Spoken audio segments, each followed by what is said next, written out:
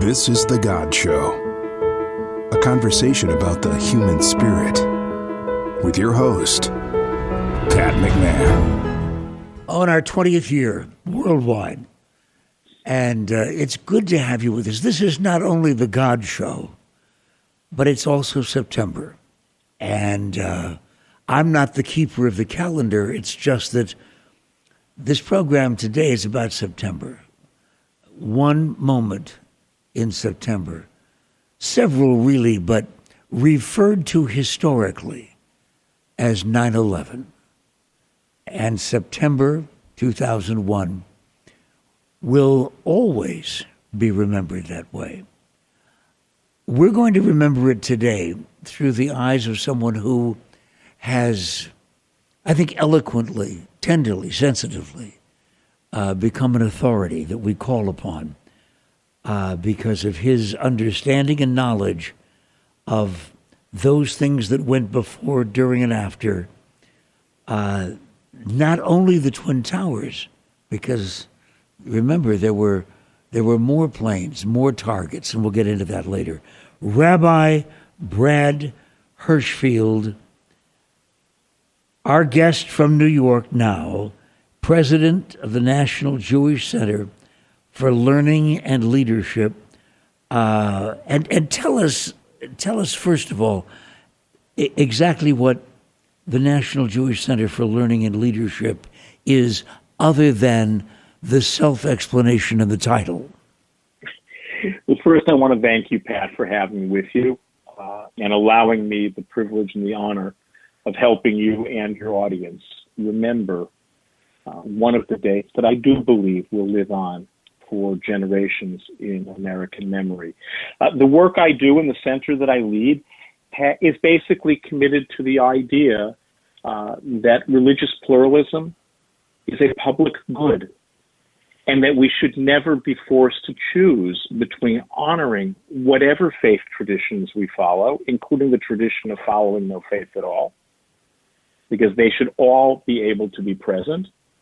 And so we don't need to banish God, as it were, on the God Show in order to make people safe. But at the same time, we cannot bring in our understanding of God in any one particular way at the price of others' people's freedom and liberty.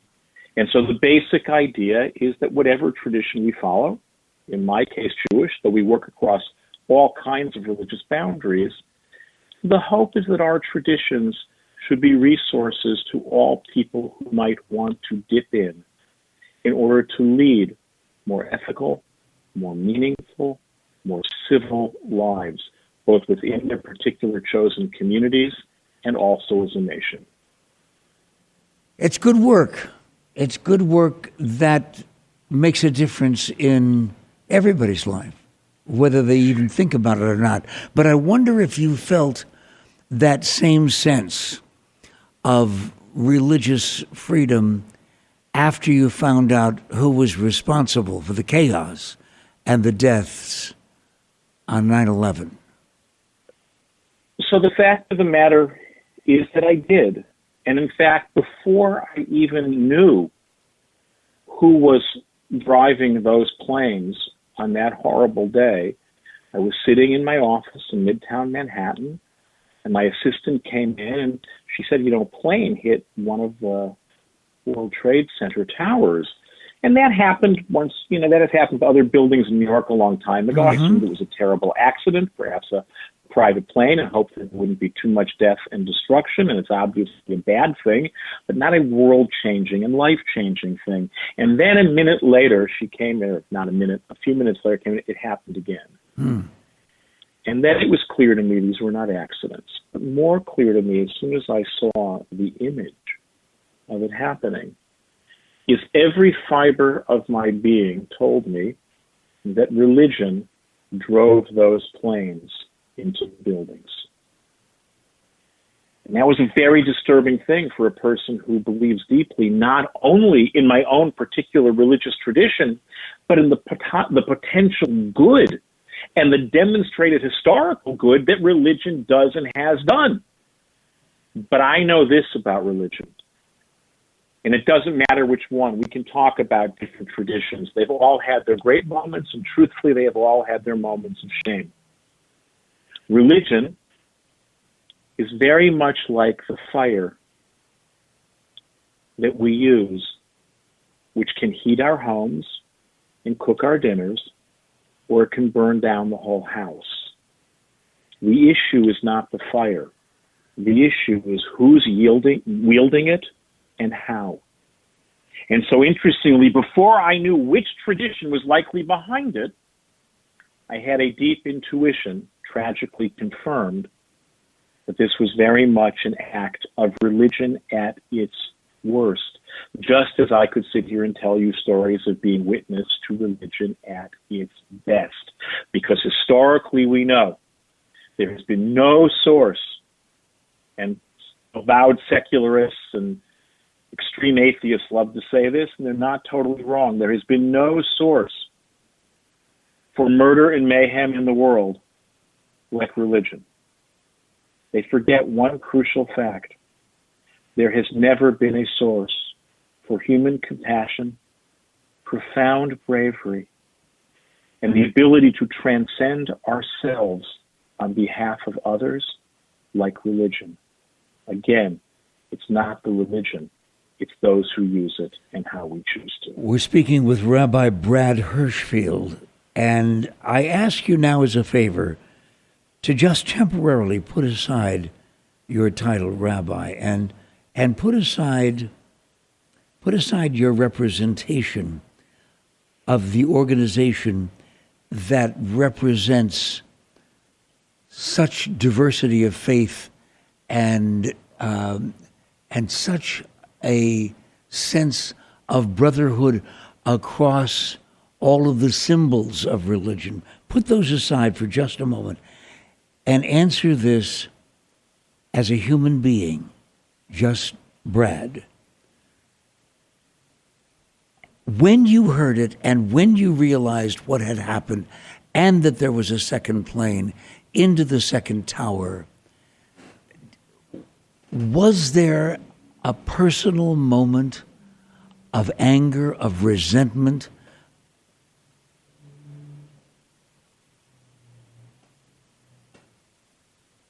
It's not even a question that there was. In fact, more than that, I knew that this nation was going to war because I understood that war had been declared upon us. So if you're asking me, was there rage and anger and a call to violence, the answer is yes. If you're asking me, was it directed wholesale at Islam as a world religion, the answer is no. Mm-hmm. I will neither be an apologist for the fact that what happened on 9/11 and has happened countless times since is Islamic terror. And when people shy away from using that term, they are helping nobody. I also know that to imagine that because there is a thing called Islamic terror, all terror is Muslim, or Islam is inherently terrorist, is absurd, ugly, and untrue. The problem we tend to have in this country, and it's irrelevant, it has nothing to do with Muslims unless they happen to be American Muslims, is an American issue of a kind of radical polarization in which those who know that telling lies about one of the world's religious traditions is a way to address it is wrong and evil and false, tend to be very slow to offer appropriate critique when it's necessary. And those who are prepared to offer that necessary critique tend to do it in ways that are so over the top and hateful that it's impossible to actually turn that critique into actionable deeds which can address the problem. Recall for us the rest of the day for Rabbi Brad Hirschfield on September 11th that day. After you found out about the second plane and the second tower, then what? Boy, I mean, the day was and all the words feel so trite and so empty. There was everything from the kind of shock. There was the image of seeing thousands of people walking up Park Avenue, many of them covered in soot and ash. There was the dawning awareness of how much death and destruction of human life had occurred. Though I want to be clear, even then there was no way to imagine its full scope. Even then, people dared to believe that survivors would be found. Even then, I heard from friends of mine who were physicians who were called in from off duty into their hospitals because everyone expected there to be a flood of wounded.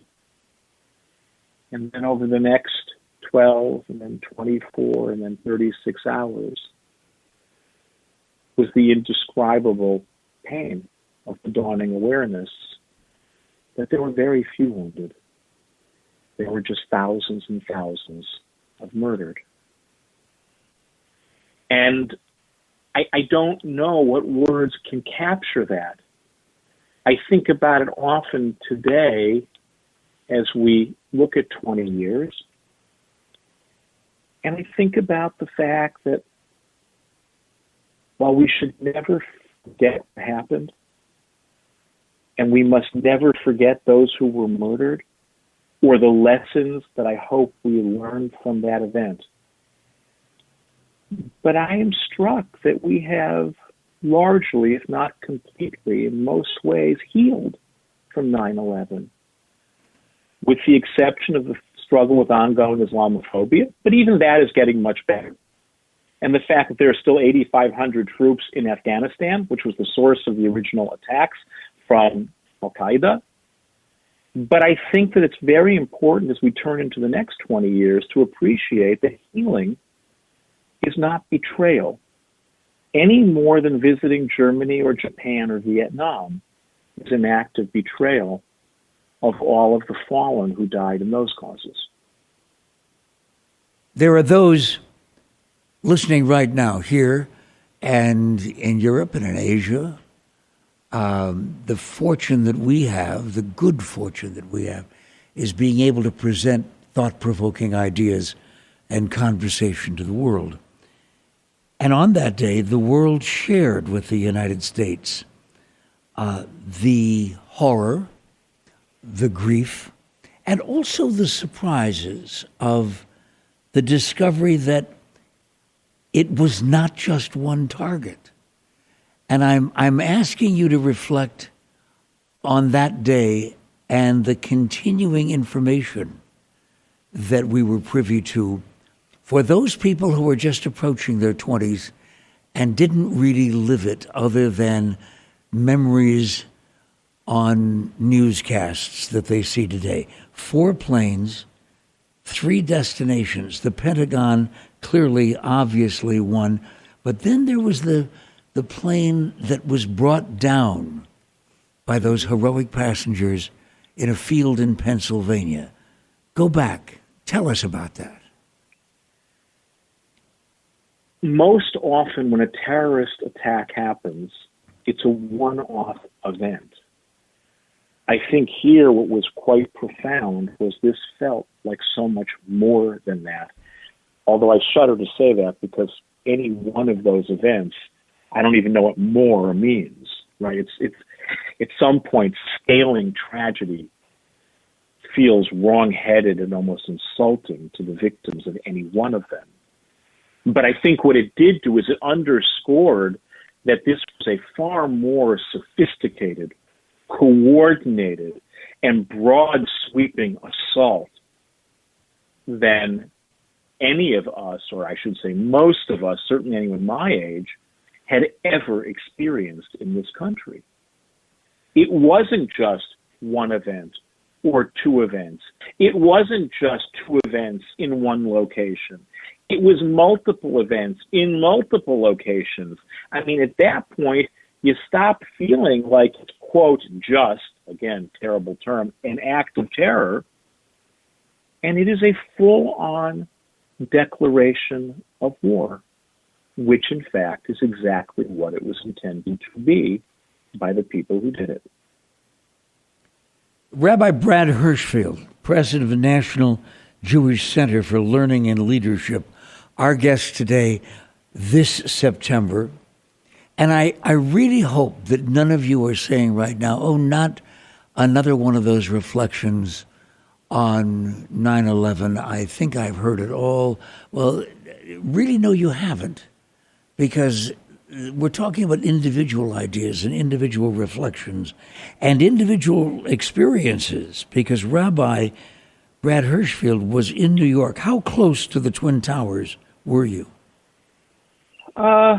It's certainly walkable. Our offices are on 30th Street, so you've got 30 blocks to Houston, which is effectively Zero Street for people who want to know a little street trivia in Manhattan.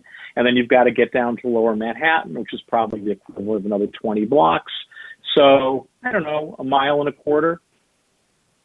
So something close. like that, a mile and a half. But so close. Oh, this was an immediate, I mean, you felt this.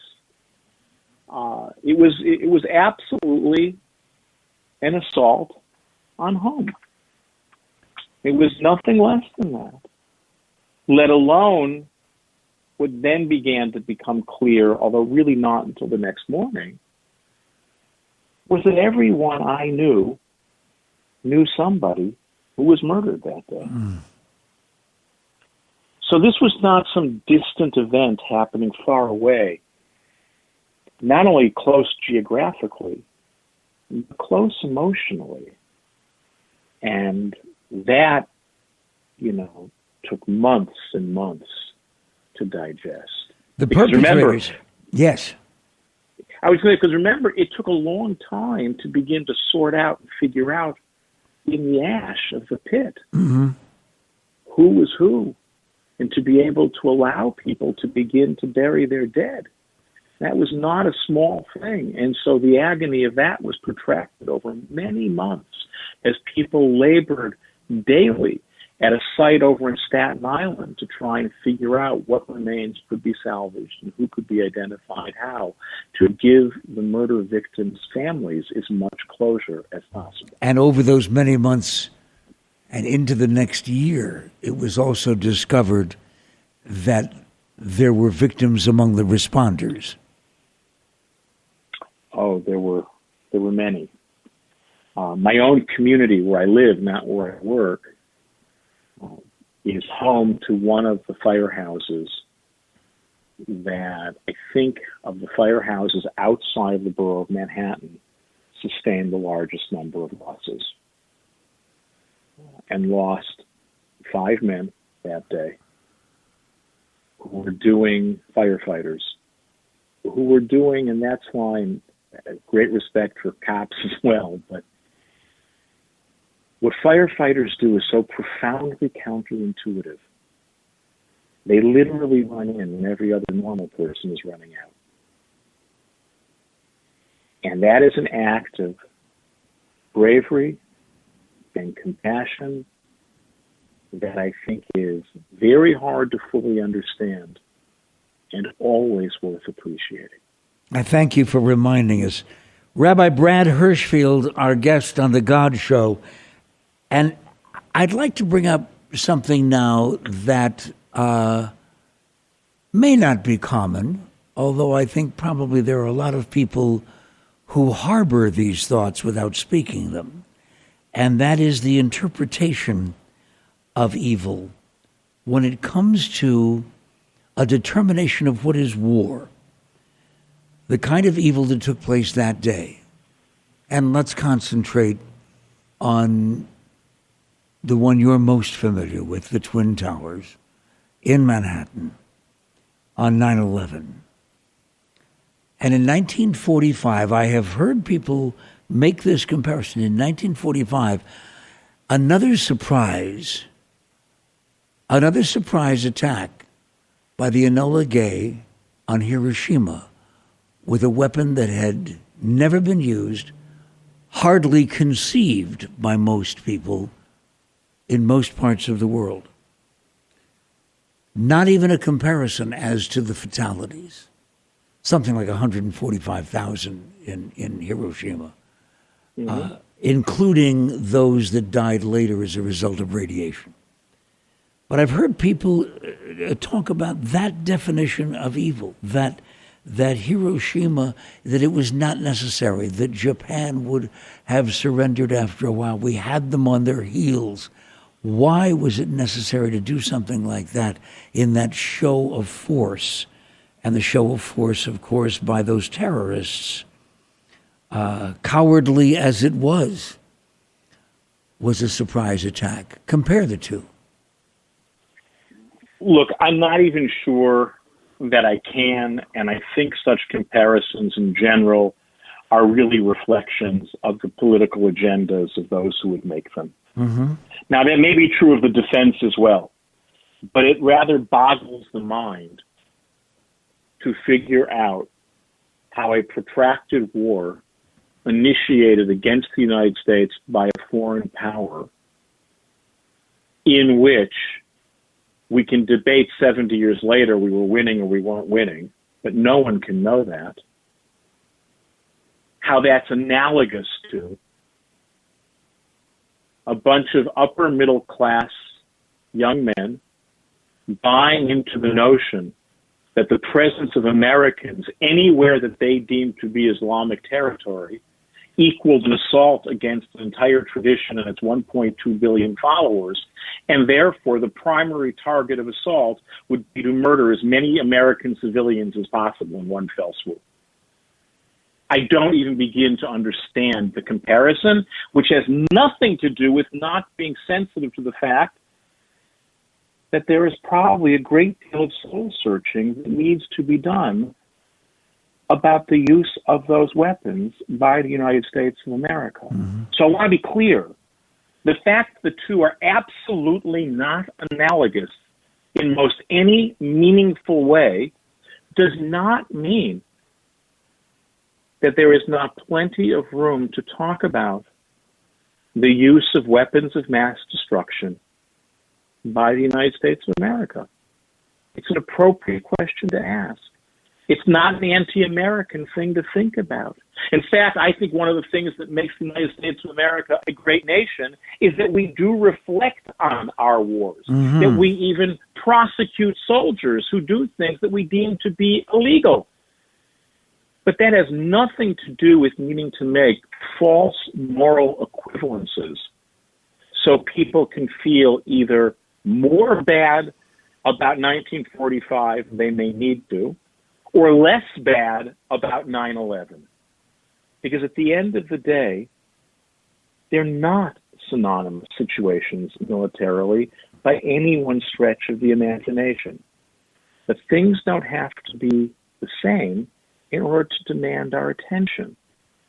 So anyone who wants to think broadly about what does it mean for us as a nation to have that story in our past, do it. I have participated in those kinds of conversations with religious and philosophical and even corporate leaders in both Japan and America about that. No problem. But the willingness to do that should never be built on false equivalences. That is actually as morally lazy and ethically dangerous as saying, no, we don't ever have to look back and wonder what exactly did we do and why. I don't know whether you have ever considered yourself or whether you have ever been considered a pacifist, even lowercase, but you're in the peace business, aren't you? As the president of National Jewish Center for Learning and Leadership, there's an enormous amount of effort that goes into understanding the other guy, which is a kind of peace movement.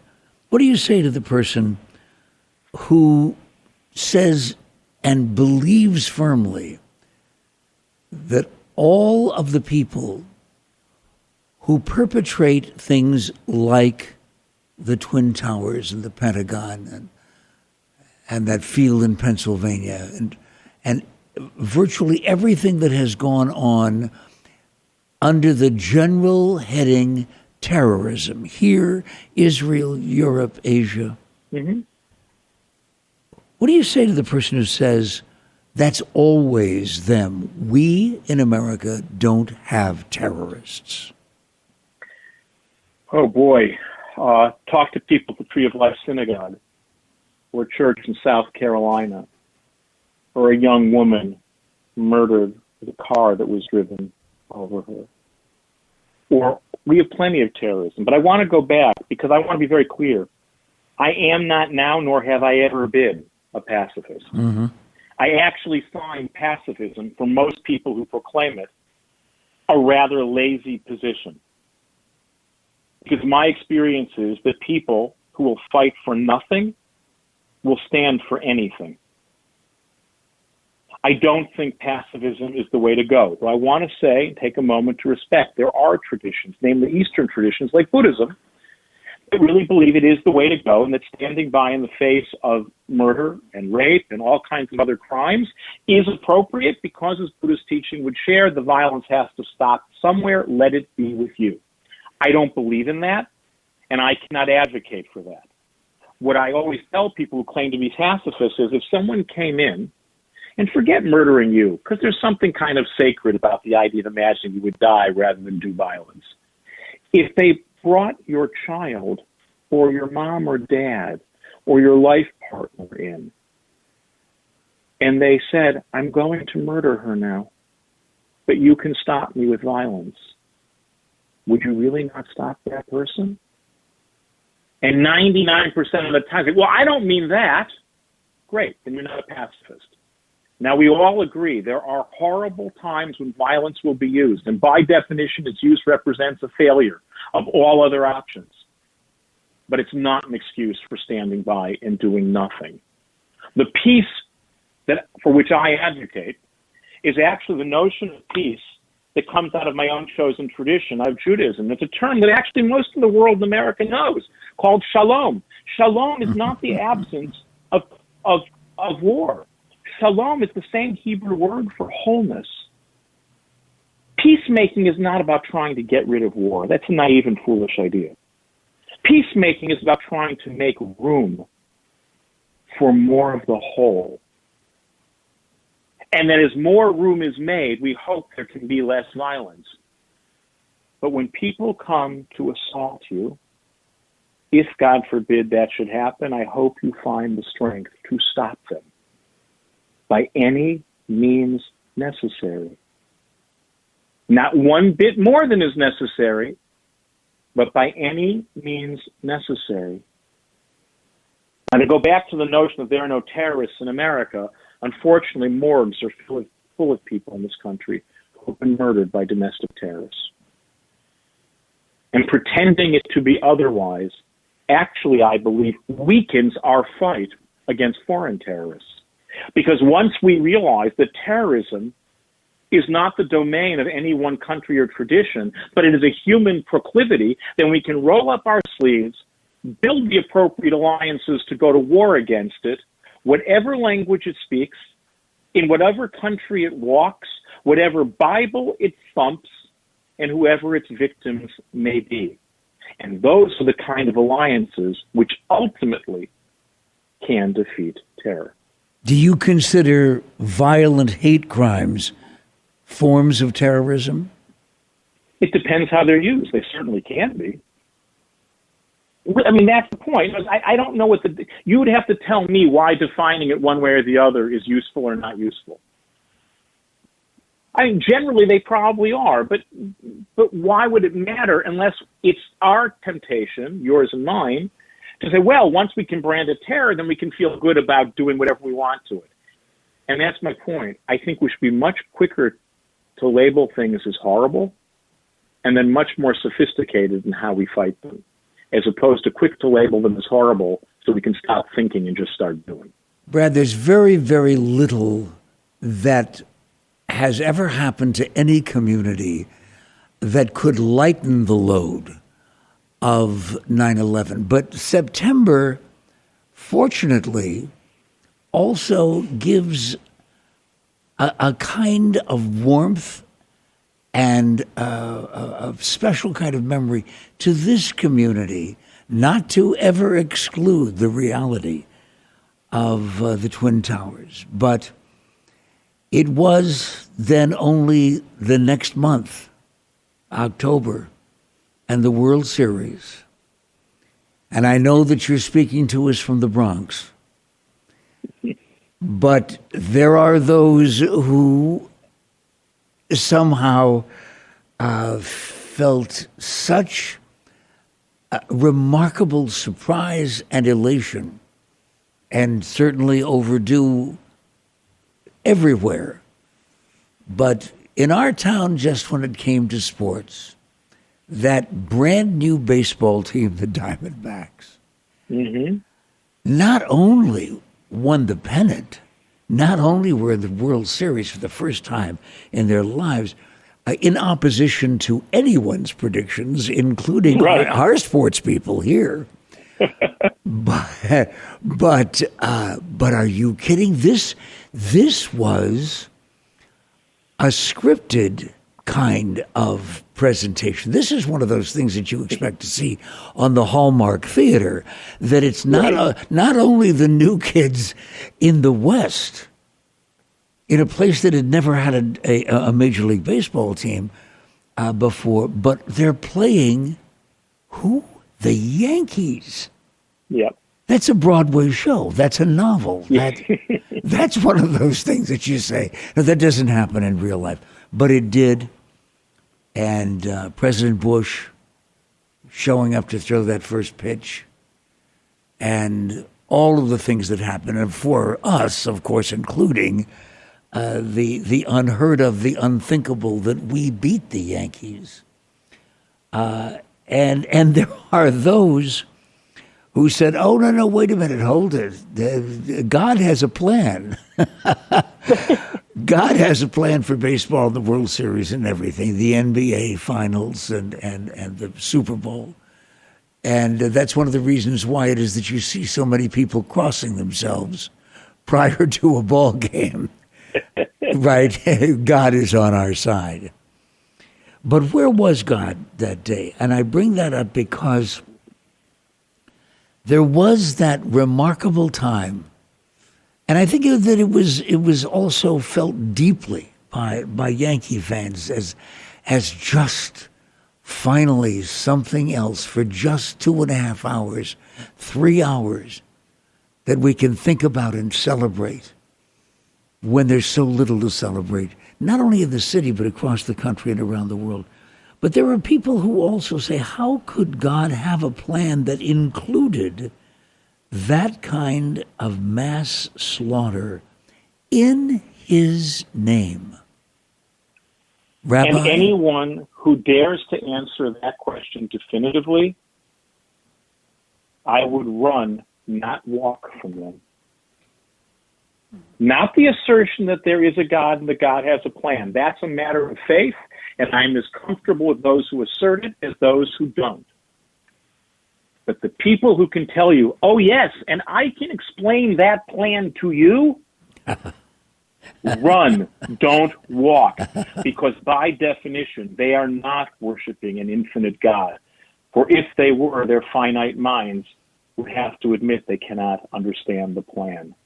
The assertion of the fact that we are all part of something larger than ourselves and all held in that source of life and love that many of us call God. That's the beauty of faith. The claim that any of us understand that plan, that's actually the most dangerous arrogance in the world. It's actually the arrogance of those who murdered us on 9/11. Seems to be more common now, though, than any time I remember. The people who have all of the answers. Does that exist in Judaism? Sure, it exists everywhere. I want to caution us, and then I'm going to agree with you. The caution is it seems like it's more pronounced now because we know more now about what everyone is doing. Mm-hmm. Right? We are assaulted constantly by every lunatic and moron and hate monger and ideologue of hate 24/7, because that is the nature of communication. The truth of the matter is people have been murdering each other in the name of ideology, including religious ideology, from time immemorial. So it's not, I want to be very cautious about saying that it's necessarily worse than it has ever been. That doesn't mean it's not a serious problem. It doesn't mean that, in my view, the real 9/11 challenge that we have now is that in the absence of an attacking external enemy like we had on 9/11, 2001, we don't really have that enemy. And as a result, we increasingly have gone to war against one another here at home.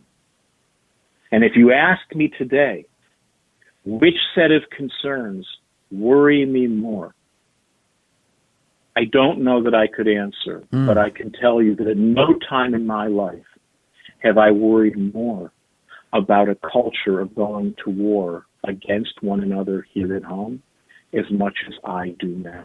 We still have to be vigilant about external enemies. They are real. We have a military, and it must always do its job. But at no time in my life do I remember this notion of a culture in which we go to war against one another with the same kind of hostility and hatred, and God help us, increasingly violence, than we do now. Now, you could tell me, and I'm not old enough to remember because I was a very little boy during a baby and to a little boy in the civil rights movement.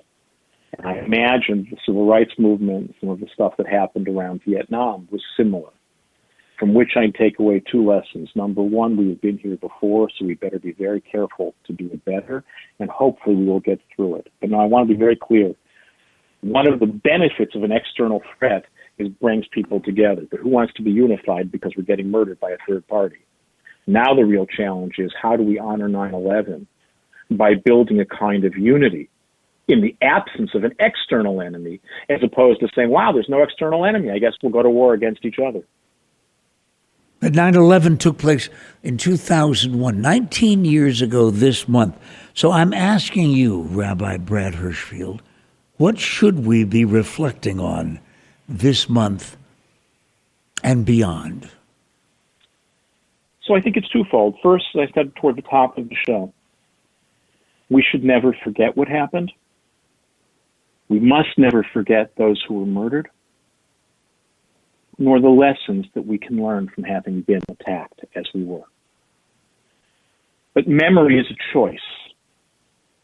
We can remember in ways that stir our hatred and our fear and our suspicion, or we can remember in ways that challenge us to come together, to be our best selves, to find dignity in one another as Americans and as human beings beyond the things that normally divide us. We can begin to build a culture much more than we currently have, in which we say, no, we are going to we are all in this together, in this moment, in this country. We could actually honor the day best if we began to remember the sage words of Benjamin Franklin, when he turned to members of the Continental Congress and declared, "We must all hang together, or most assuredly, gentlemen, we shall all hang separately." Mm-hmm. There was we need to hang together. There was a unique kind of horror, if any such thing can exist. Is one life-destroying fire worse than another? No, but the memory that I have, having been awakened, I was sleeping in that morning, having been awakened by my son calling me to tell me that it was not like years before in the Empire State Building and a plane by accident crashing into the building. for navigational problems, that it was two planes, two towers, and it was clearly a purposeful act. But after that moment, the one memory, Brad, that is etched forever in my mind is the horror of the people who jumped. Yeah. I've read things written by you. I don't know whether you remember writing them, but you were reflecting on that same that same kind of horror piled upon horror. And yet, I don't know whether you, as a man of the religious, have had the experience. I actually have been confronted with an occasional criticism of those people, saying they should have tried harder. There's no reason for ever taking your own life. There should have been another choice. All I can tell you is two things. Yes. One, if those people who tell you that have never been atop a burning building, looking into the face of their own inevitable death, feeling the heat, smelling the gas, and knowing that it was over, they don't have a right to utter a word. And the second thing is that deep down, I bet they know that, and here's my test. Would they be willing to go to the family members of those people and say, I really feel for your loss, but your mom, your dad, your husband, your wife, they really committed a sin, and they should have thought twice before killing themselves. Mm. If they're not prepared to say that, then they should shut up. If they want to talk about the fact that suicide is a tragedy, and in many traditions, including my own, a sin, no problem. But it's also true in my tradition and every other tradition I know is that it's a matter of sin. Let's let God decide, not us. You were raised in New York, were you not? No, I grew up in Chicago, which is why I appreciate the Yankee stuff. I grew up a Cubs fan, which means two things theologically. If you are a Cubs fan, it means you believe that anything can happen. Redemption is always possible. That's number one. Number two, with equal theological certitude, it'll never happen. But with the Chicago background... We had an exception to the rule some years ago, and that was great. Oh. And my guess is the next time we'll see that again, my great-grandchildren will be on Earth. No, I grew up in Chicago, then I lived in Israel for a number of years, but I've lived in New York longer than any place else. I do live in the Bronx. That allows me to be a Yankees fan proudly without betraying the Cubs for the Mets, and so I'm well-positioned to be able to be a fan of multiple teams. But I do want to just harken back to something you said about the World Series that year, and you're absolutely right. New York, by and large, couldn't have cared less who won that year. It was about celebrating life. And when you asked about what is the way to honor the anniversary, yes, remember the dead, but affirm life. And not in some low-level way, but actually ask, what can you do to add to a sense of life and connection and community that we have to one another? We were attacked as Americans. No one knew the party affiliation, the faith, the health status, the marital status, the sexual orientation, or anything else about those murdered. They didn't even know if they were American citizens. They knew they were here, and therefore the murderers decided they deserved to die. If we want to honor 20 years out, I would invite us all to see if we can be as inclusive for life as those who murdered us were for death. It seems to me that's the one and only proper response. I didn't know anyone personally that was lost that day. Not exactly. But later in the day, I called my wife, and of course she was very aware of all the news that had gone on throughout the day, reported everywhere. But I called and I said, honey, do you remember the night, that glorious night we spent in the restaurant atop the tower in Windows of the World? Restaurant that you may have been to, Rabbi. I have been. And I thought, I remember some of the staff. I remember our server, and I remember the hostess, and she took our reservations, and of course we were absolutely thrilled because we had to make them long distance, and it was for this huge event that reintroduced the Statue of Liberty to the world with the fireworks and everything after the renovations had been done to the statue. Remember? Yes, I do. And yes, I do. Yeah, we got reservations for Windows of the World so that we could look out through our window and watch the celebration and the Statue of Liberty and all. But I remembered the faces then, that many years later, of the people who worked there and wondered how many were there that day. We all have our personal memories, don't we? We do. And I think the ability to do what you just did is another part of how we come together. Can we allow each other to be just a little bit more aware of people who traipse through our lives? Right? You don't need to have a deep, long personal relationship with your server. The truth is, no one would ever go out to dinner again if that was the requirement, because who needs that? But to at least notice them. To at least be aware enough that one could do exactly what you and your wife did. You know, that person who took my reservation, that was a person. That person who put the plate in front of me, that was a person.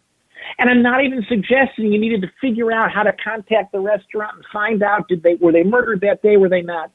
That's more than most normal people are going to do or actually need to do. But you allowed them into your life, into your awareness enough that later on down the road, when you had to call up a personal connection to what happened thousands of miles away, you were able to do that. And I think that's something we can all do from wherever we are. We can create and then call up greater degrees of connection with one another that has nothing to do with agreeing with one another, that has nothing to do with supporting one another, that has nothing to do with praying or voting the same way or trying to come to some kind of general agreement. That's ridiculous.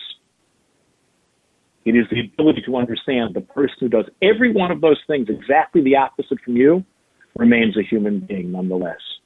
And to the extent that you can remember any one thing about them, that is exactly the opposite of how the murderers treated their victims on 9/11.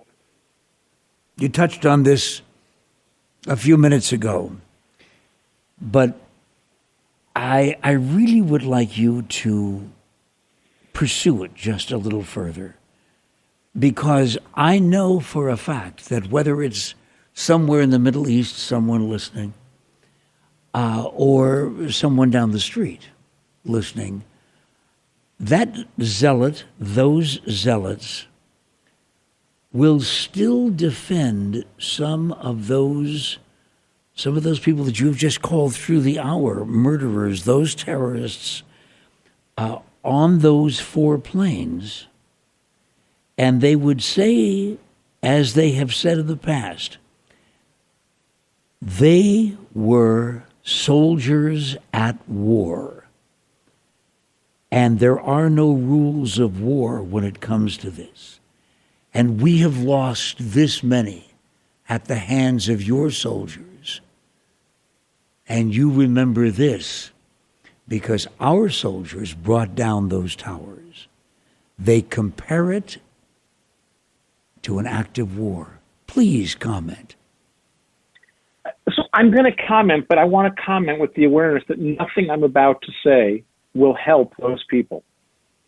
Mm-hmm. Because by definition, if you are in the mindset that you are fully in possession of the mind of God or whatever authority you go to, and that God or authority has given you permission to do whatever you want to whomever you want in defense of your cause, there is nothing to be done with that person except as they prepare to attack you. And this is why I say I'm not a pacifist. Try and attack them first and better.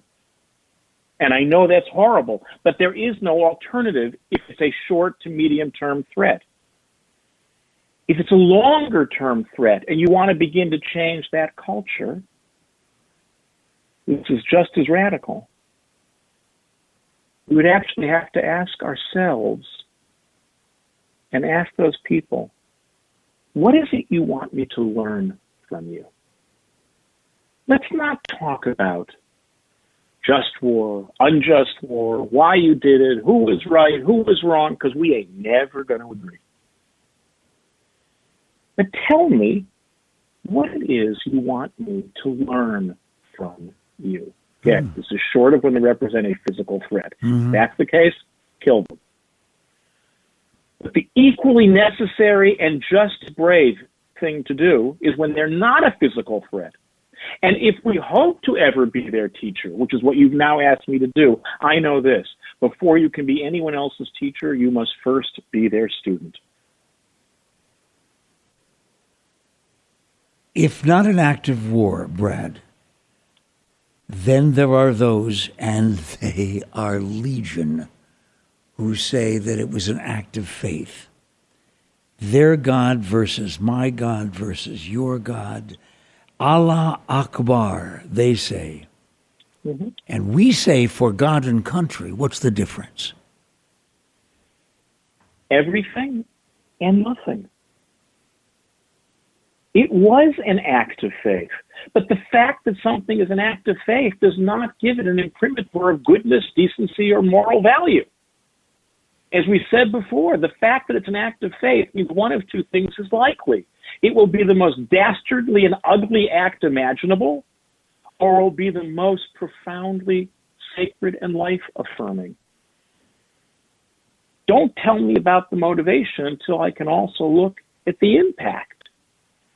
If you shout for God and country and throw a hand grenade into an Islamic school or fire into a church or go to Pittsburgh and shoot down Jews simply because they are Jews as an act of faith, then you are a religious terrorist. If you call on your 1,500-year-old tradition to murder more than 3,000 Americans, you are a religious terrorist. In that sense, the through line here is the absolutism, not the tradition. If you truly believe that you are 100% right, 100% of the time, must never ask any questions, and can do whatever you want because God has already told you so, there is no difference. It's just which book you thump to get there. We have 1 minute. That's what I mean when I say there's no lock on the market. What I can tell you is if we want to move forward, is two things will happen in that minute. Number one, all of us, forget terrorists, because most of us aren't terrorists. Most of us are decent people, often doing stupid things to one another.